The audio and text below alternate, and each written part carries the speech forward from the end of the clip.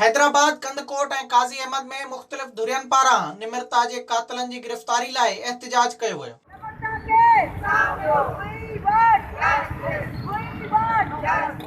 हैदराबाद में पौरियत मज़ामत तहरीक पारां एडवोकेट मोहिब लगारी, नज़ीर कुरैशी ऐं ॿियनि जी अॻवाणीअ में प्रेस क्लब आॾो एहतिजाज कयो वियो। काज़ी अहमद में नौजवान इत्तेहाद फोरम पारां आशिक सिंधी, कामरेड अल्लाह बचायो मलाह ऐं ॿियनि जी अॻवाणीअ में प्रेस क्लब ताईं रैली कढी वई। कंदकोट में एसटीपी पारां मोहम्मद अकरम बाजकानी, पीर बख्श बहलकानी ऐं ॿियनि जी अॻवाणीअ में लाइब्रेरी चौक ते बुख हड़ताल कई वई। उन मौके ते अॻवाणनि चयो त डॉक्टर निमृता जी मुकमल पोस्टमार्टम रिपोर्ट इहो ज़ाहिर करे थी त खेसि रेप करे क़त्ल कयो वियो आहे। हुननि चयो त सिंध जे तालीमी इदारनि में सिंधी नियाणियुनि सां हिकु सोचियल सम्झियल साज़िश तहत ज़ुल्म कयो पियो वञे। अॻवाणनि मुतालबो कयो त कॉलेज इंतिज़ामिया, वीसी समेत ॿियनि खे जांच में शामिल करे निमृता जे खून सां इंसाफ़ कयो वञे। विज़िट कयो अवामी आवाज़ मीडिया ग्रुप जी वेबसाइट awamiawaz.pk